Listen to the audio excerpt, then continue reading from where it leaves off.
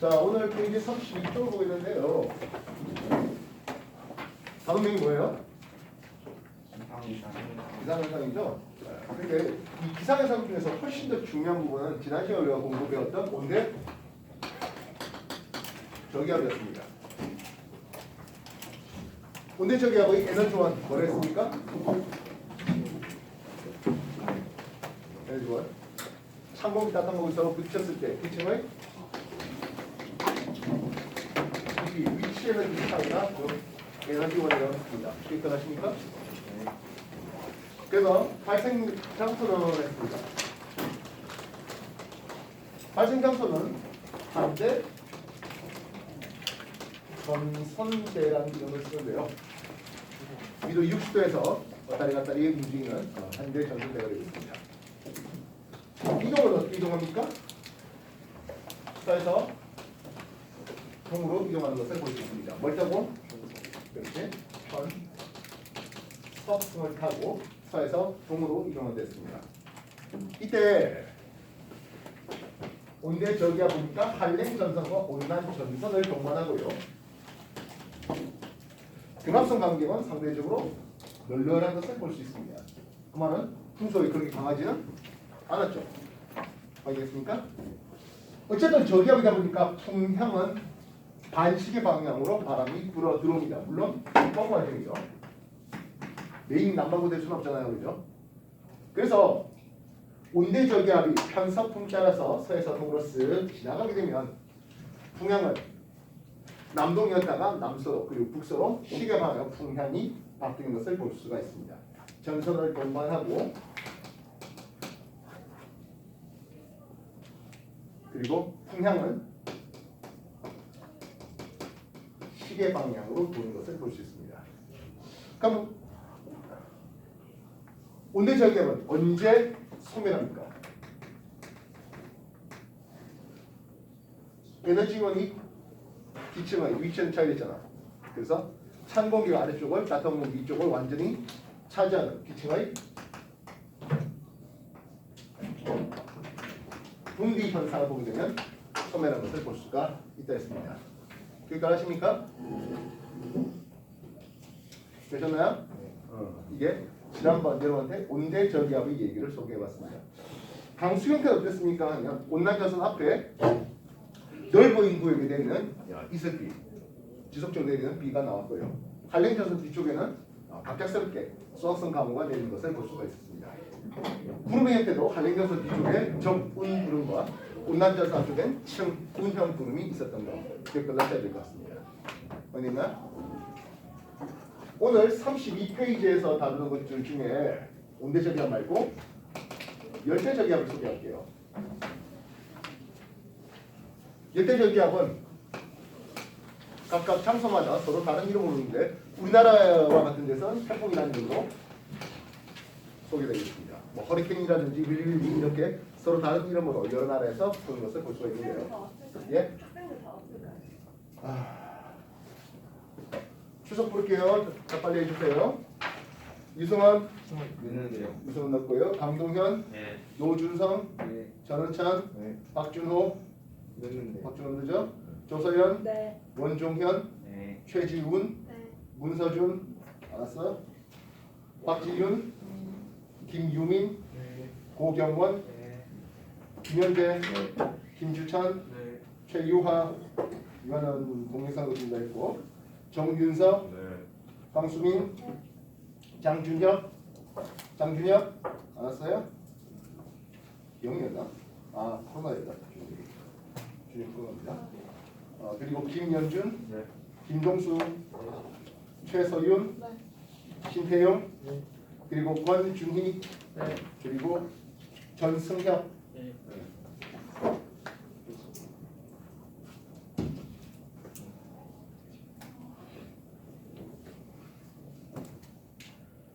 보통 우리가 32페이지에 있는데 기상현상이라는 이름을 쓰는데요. 악기상이라는 이름을 씁니다. 악의 뜻은 뭐지? 나쁘다, 악화됐다, 기상이 악화됐다, 기상 악화를 얘기하는 겁니다. 그냥 온대 저기압 붙는다 해서 뭐 사람이 뭐 죽어나갈 일은 극히 없죠. 이 사람이 비 맞아갖고 죽었다.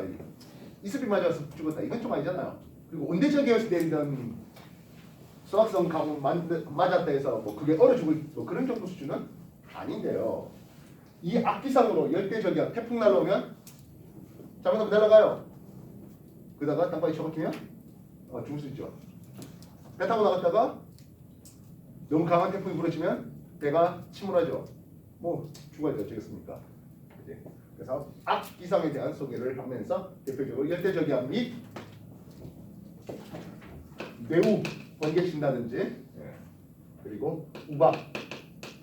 우리나라에서 우박이 없잖아 떨어집니다만은 여러분 아마 예전에 한번 찾아봤겠지만 미국이라든지 호주 이런 데에 떨어지는 우박은 직경이 10cm 이상 되는 그런 얼음덩어리 거의 야구공만한 것들이 떨어집니다. 이거 맞으면 가죠. 뭐 그 외에 폭염이라든지 폭설이라든지 그리고 황사 뭐 이런 것들을 다루는 것들이 악기상에 대한 내용입니다. 물론 훨씬 더 중요한 건 뭐라고요? 온대저기압이에요. 그럼 열대저기압 에너지원은 무엇일까요? 하겠네요. 열대저기압 에너지원은 수증기의 응결열입니다. 응결 반응은 질문 발열이다, 투결이다. 저기요 화학 안 배웠어요? 발열 반응이죠. 즉 기체 수증기가 액체 물방울이 되는 과정에서 열에너지를 방출하고 그 열에너지를 방출한 것은 공기를 돌게 만듭니다. 그 공기의 소용돌이가 당연하게도 큰 피해를 가져오죠 하겠습니다. 그러면 수증기 응결되니까 언제 소멸될 것 같아? 수증기 공급을 차단하게 되는 거잖아요. 그지? 육지에 상륙하든지 아니면 찬바다로 나가서 그래서 수증기 공급이 차단되면 일대저기압 태풍이 소멸, 경우에 따라서는 온대저기압으로 변질될 수도 있습니다. 발생 장소 이게 꽤 중요한데요. 우리가 열대 해상, 열대저기압, 태풍이니까 열대 해상이니까 적도에서 만들어집니까 하면 안 돼요. 왜 그럴까요? 적도는 전향력이 없는 지역이에요. 그래서 위도 2에서 25도 사이에 따뜻한 바다, 해상온도 한 27도 가까이 되는 그런 따뜻한 바다에서 만들어진 게 그래서 절대로 적도 해상에서 발생하는 건 아니다는 것 기억하셔야 되겠습니다. 그럼 어떻게 이동합니까 하네요. 우리가 전향점에서 바람의 풍향이 바뀌는 게요. 이렇게 보는 게 무역풍이에요. 물론 북방 부진입니다. 북쪽과 동쪽 방향에서 오는 북동 무역풍이 오는 게 여기가 위도 0도에서 30도 사이입니다. 그럼 30에서 60 사이는 어떻습니까? 하는데요. 편서풍됩니다. 편서풍은 이렇게 부는 것을 볼 수 있겠다고요. 그래서 열대 해상에서 발생했던 절대로 적도에서 발생한 건 아닌데요. 가다가 무역풍 만나네요. 공기가 올라오려고 하는데 무역풍 만나서 이런 커브가 편서풍은 밀어주네요. 이런 커브가 포물선으로 움직이는 것을 볼 수 있습니다. 무역풍대에서 발달해서 편서풍대로 넘어가면서 이런 포물선 커브를 그리는 게 열대 저기압의 대표적인 행동 패턴이 되겠다고요. 이해됐습니까? 이 열대 저기압은 전선을 동반하지 않고요. 풍속이 매우 강한데요. 그것은 이런 식으로 등압성 강력이 매우 조밀하기 때문입니다. 얘는 전선을 동반하진 않습니다. 이쪽은 한림전선, 온난전선을 동반하죠. 이해됐습니까? 네. 지금까지 한 거 정리해 주십시오.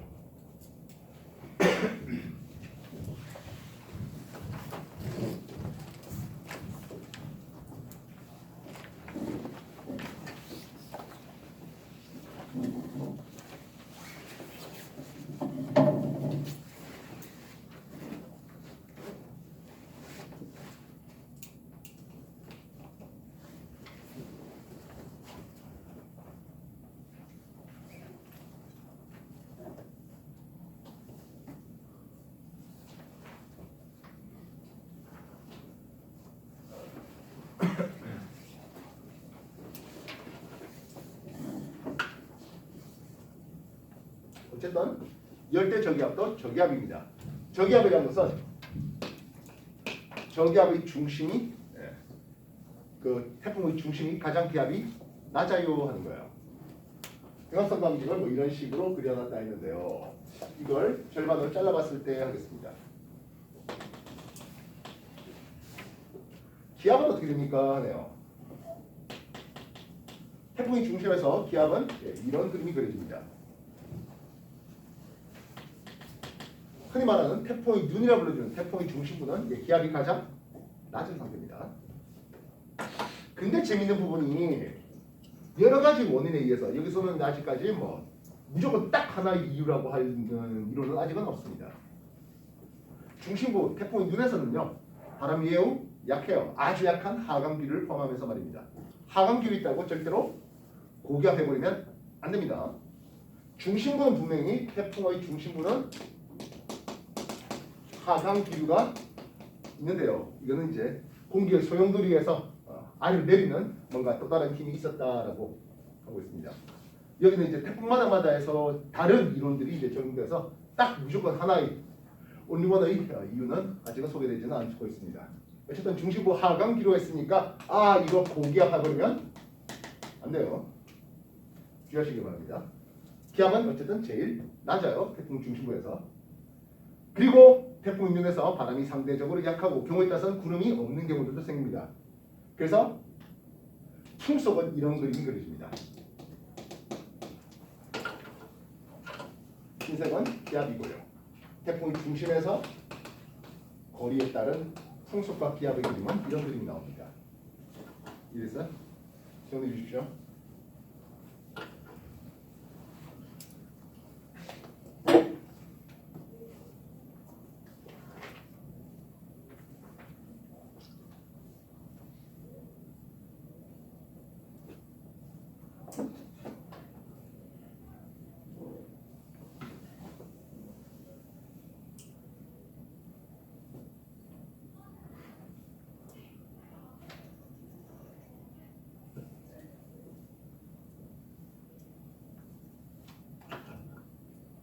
태풍이 이렇게 지나가려고 하는데요.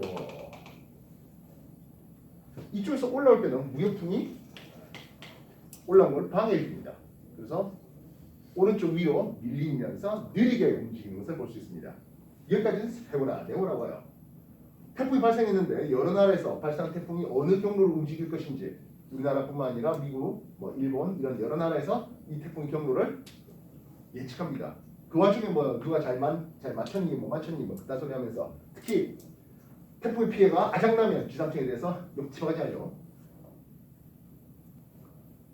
저희집 위도 대략 한 30도 대만 인근을 지날 때인데요. 이때 바람이 편서풍으로 바뀝니다. 태풍이 중심이잖아요. 그지? 태풍이 저기압이에요. 그래서 저기압이 이런 바람으로 들어오네요 하겠습니다. 진행 방향의 왼쪽 파트는 태풍이 들어오는 방향과 편서풍의 방향이 서로 상충됩니다. 이해됐습니까?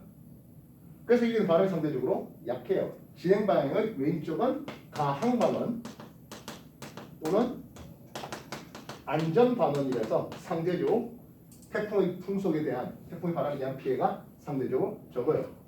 그럼 진행 방향 오른쪽 어떻습니까? 하네요. 편서풍의 방향과 저기압, 태풍의 저기압 방향이 서로 같은 방향이에요. 여기는 굉장히 위험하겠네요. 풍속이 훨씬 더 강하게. 그래서 여기는 위험 방향이다라고 할 수 있습니다. 이해됐습니까? 되셨어요? 네. 그래서 어차피 태풍이 저기압이 L1, L2, L3 이렇게 진행하잖아요. 이해됐습니까? 그렇다면 안전 반원에 있는 우리나라 쪽에서는 바람이 어떻습니까? 해요. 어차피 저기압 중심에서 바람이 들어갑니다. 강반에서는 바람이 T1, T2, T3에 맞춰서 시계 방향 바람이 바뀝니까? 반시계 방향 바람이 바뀝니까? 아직도 시계 반시계 몰라요? 이렇게 되는 게 시계예요. 이렇게 되는 건 반시계죠. 강반에서는 반시계로 풍향이 바뀌는 것을 볼 수 있습니다. 그렇다면 위험 반은 일본 쪽은 어떨까요? 하겠습니다. 위험 쪽의 반에서는 L1, L2, L3 시간 내에서 풍향이 시계 방향으로 바뀌는 걸 볼 수 있습니다. 그래서 풍향계 기록을 통해서 어느 지역의 풍향이 북풍 불다가 동풍 불다가 남서풍 불었어. 북풍 불다가 이랬습니까?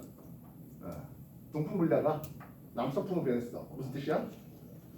남동풍이군요. 풍향이 시계 방향으로 바뀌었다. 위험 반응이 있었다. 이렇게 판단할 수 있다는 거죠. 이해됐습니까? 그래서 여기쯤에 있었으면 북풍 계열의 바람이 불다가 이제 동쪽에서는 동풍 계열의 바람이 불다가 남동풍이 불다가 그리고 남풍이 부는 이렇게 시계 방향으로 바뀌는 그러면 그 지역은 위험 반응이었다 하겠습니다. 당연한 입장에서 우리나라 입장에서는 이렇게 현해탄을 쓱 지나가는 게 그나마 다행인데요. 만약 서해바다를 쓱 지나가면 어떻게 일이 벌어지겠습니까? 당연히 우리나라가 위험 반응에 처하고 특히 서해안에 만조가 걸렸을 때 물이 가득 찬 만조가 걸렸을 때 태풍 해일 또는 폭풍 해일이라 불러주겠는데요. 그런 피해가 심할 수 있겠습니다. 이래서 정리해 주십시오. 태풍 얘기해 봤습니다.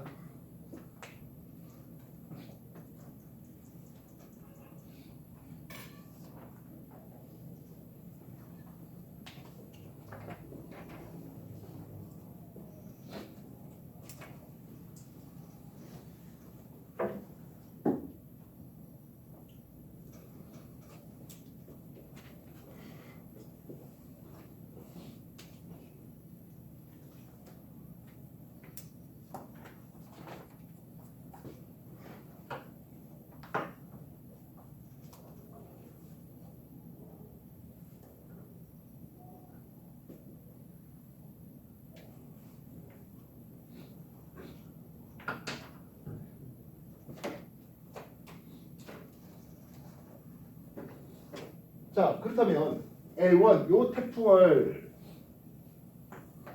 서에서 동으로 한번 나눠볼까 싶습니다. 보이겠습니까? 풍속을 따져보면 하겠네요.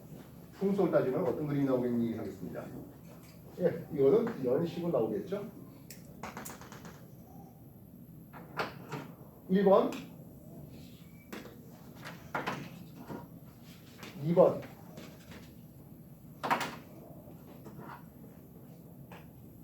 3번 서해수 통으로 잘라봤을 때 지금 L1일 때 서해수 통으로 잘라봤을 때 풍속의 그림은 1, 2, 3 중에 누가 더 맞을까요? 2번. 예, 진행 방향 오른쪽이 풍속이 좀 더 강화됐잖아. 이해됐습니까? 예, 그래서 2번이 좀 더 오라라고 볼 수 있습니다. 이해됐습니까? 그리고 이런 정남이 굉장히 많이 발달하다 보니까 요 뒤에 나올 매우 번개 이런 것들도 태풍에 많이 동반되는 것을 볼 수 있습니다. 페이지 32쪽, 33쪽 정리 다시 한 번 더 해주십시오. 32쪽, 33쪽 정리해 주세요. 책이 없다는 사람 있어요? 같이 좀 봐주시고요.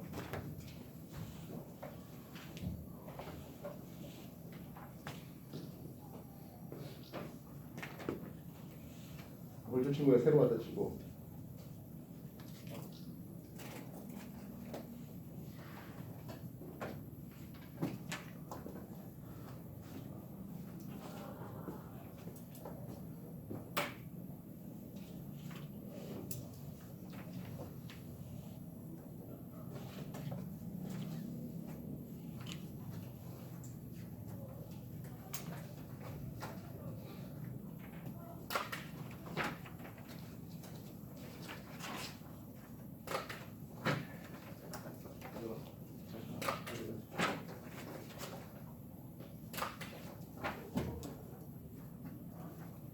자, 연습 문제 풀 게 없다, 책이 없다는 사람 손 좀 들어 주십시오.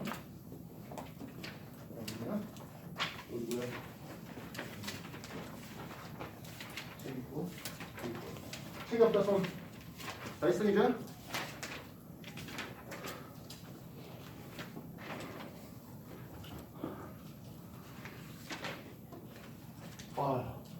뭐 보면 오늘 내가 컨디션이 엉망이야.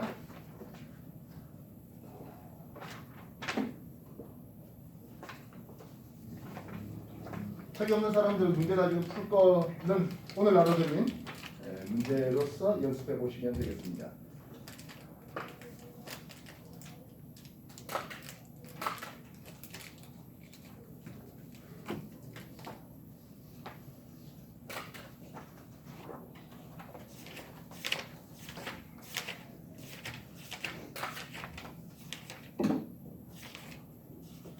태풍 빨리 정리하십시오. 문제는 내가 이제 풀어야 할 때 그때 풀어주시면 됩니다. 일단 내용 정리 먼저 해주세요.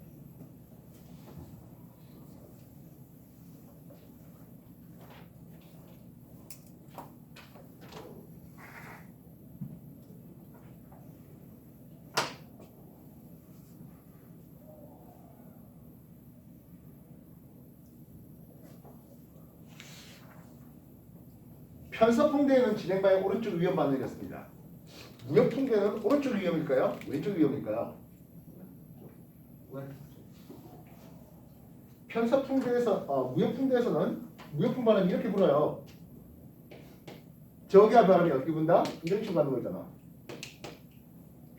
그래서 이거 역시 진행 방향 오른쪽에 무역풍의 바람이 도와주는 거죠. 무역풍대라 하더라도 진행 방향 오른쪽이 위험 반응인 건 똑같습니다. 다만 앵간에서는 무역풍대가 시험에 메인으로 나오기는 어렵겠죠. 우리나라가 태풍 지나가는데 우리나라 건 빼놓고 야구지 뭐 필리핀, 광, 사이판 뭐 이런 데서 태풍 얘기를 메인으로 다루지는 않을 거니까요. 그래서 혹 풍량이 뭐 이상해 하면 혹시 무역풍대 아니야? 그치? 그렇게 한번 따져봐 주셔도 되겠습니다. 정해 주세요.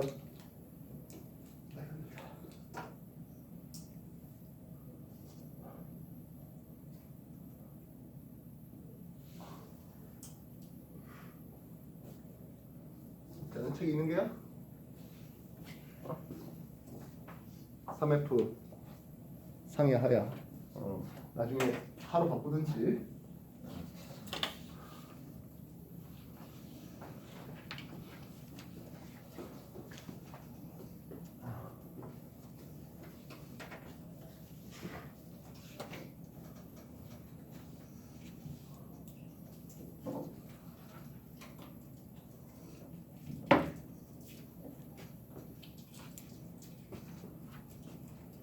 악기상 태풍에 대한 내용들 좀 정리해야 될 것 같습니까?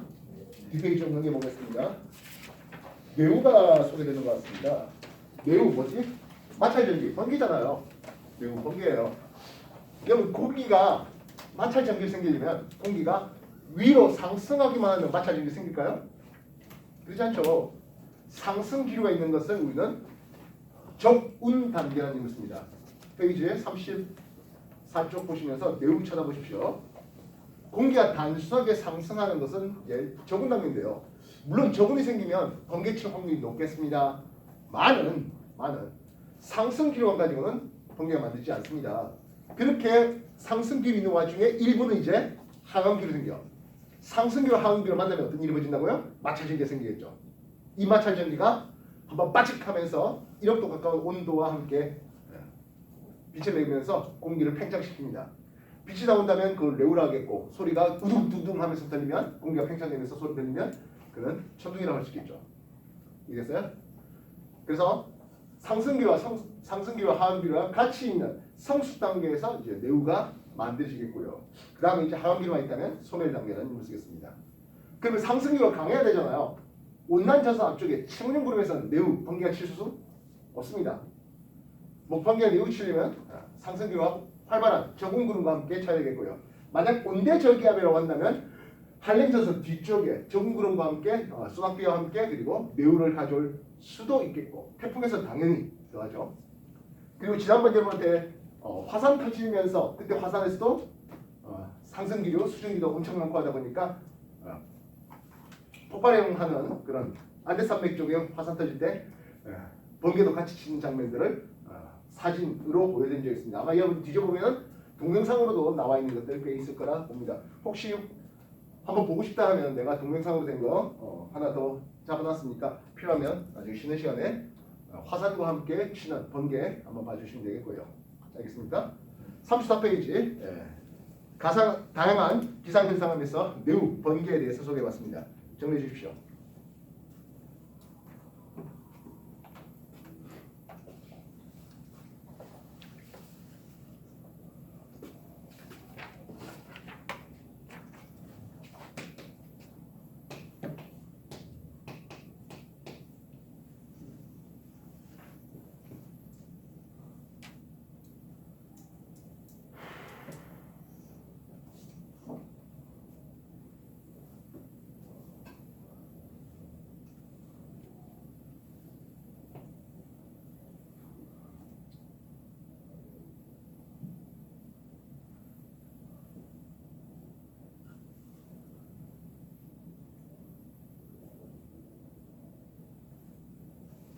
거기에 매우 정리해 주세요.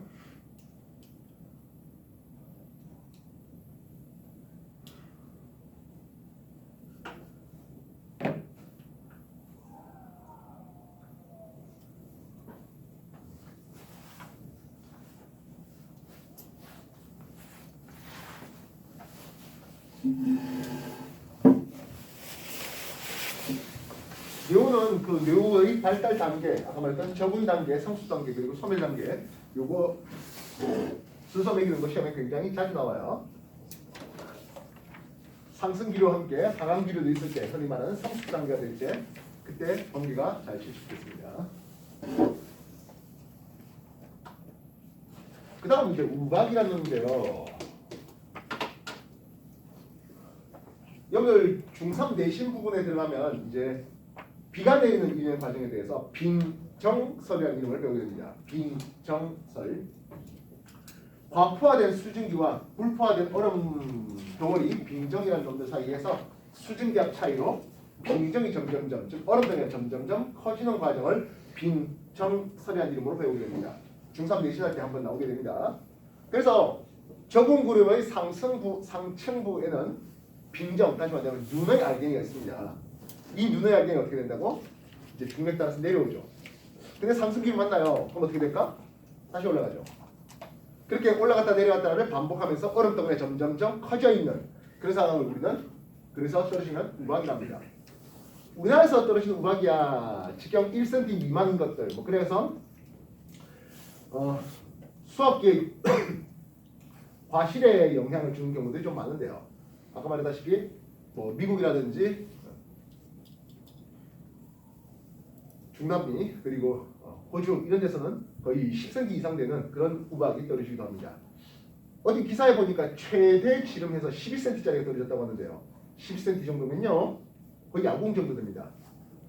이게 시속 100km 이상으로 내려오는 그 야구공을, 그런 우박을 자동차라든지 집이라든지 또는 사람 머리가 맞으면 곤란하겠네요. 그죠? 우박에 대한 피해도 소개되고 있습니다. 정리해 주십시오. 우박입니다.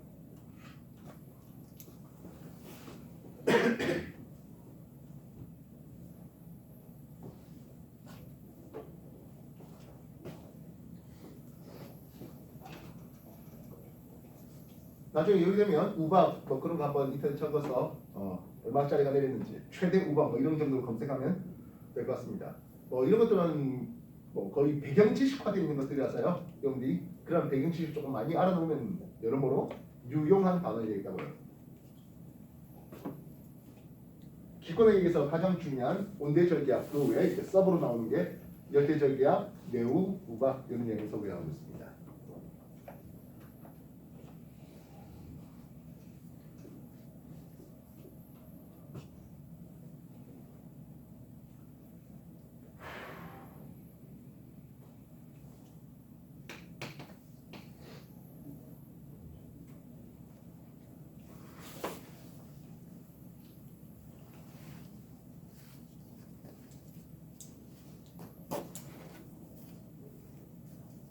그 외 우리나라에 오는 악기상으로 황사가 있거든요.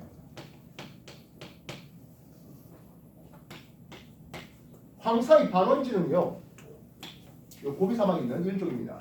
중국 북부 몽골 쪽에 여기가 황사의 발원지입니다. 이 황사의 발원지에서 모래바람이 우리나라에 이렇게 타고 옵니까 하면 그건 아니에요.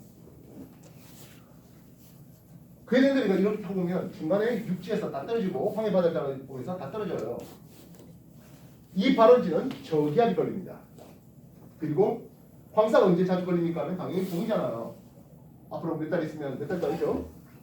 한 달 안에 황사에 의한 여러 가지 피해를 입게 될 건데요. 뭐 미세먼지라든지 이런 것들이. 여기 이동성 고기압인 양측암 기단이 있습니다. 그러면 이 둘의 양측암 기단은 고기압이다 보니까 상승기류가 이렇게 내려오고요. 황사의 발원지는 저기압이다 보니까 상승기로 이렇게 올라갑니다.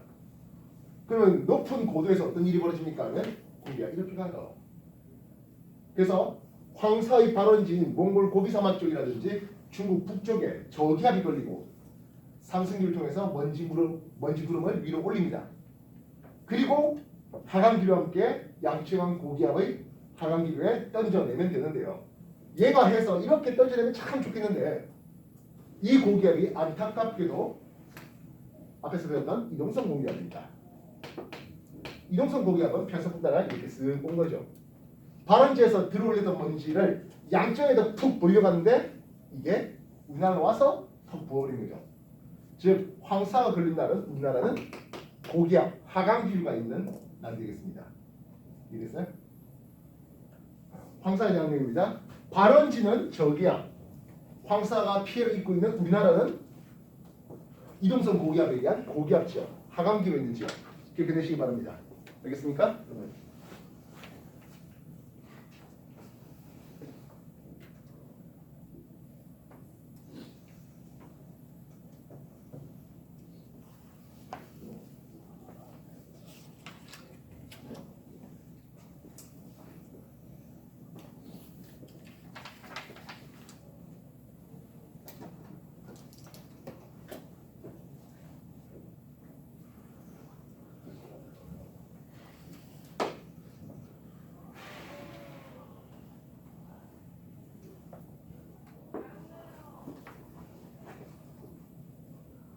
그 후에 폭설이 있군요.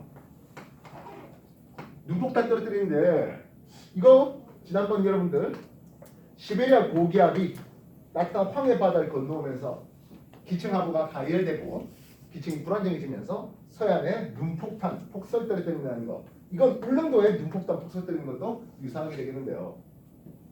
폭설, 겨울철에 시베리아 고기압의 시베리아 기단의 이동에 대한 내용이었습니다. 그 후에 집중호우,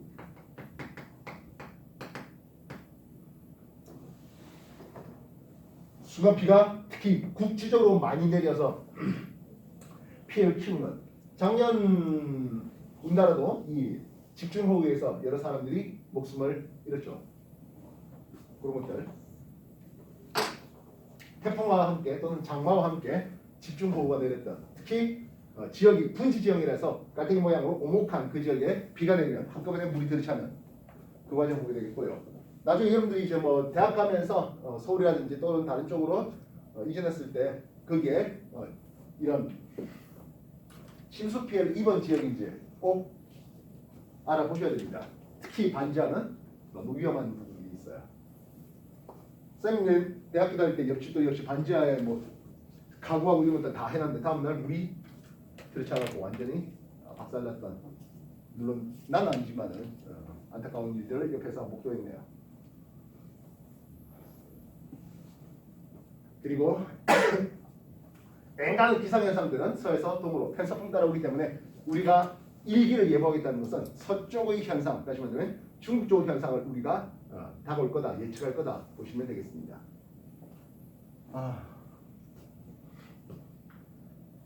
페이지 35쪽까지 다시 한 번 더 천천히 읽어주시고 정리해 주시기 바랍니다.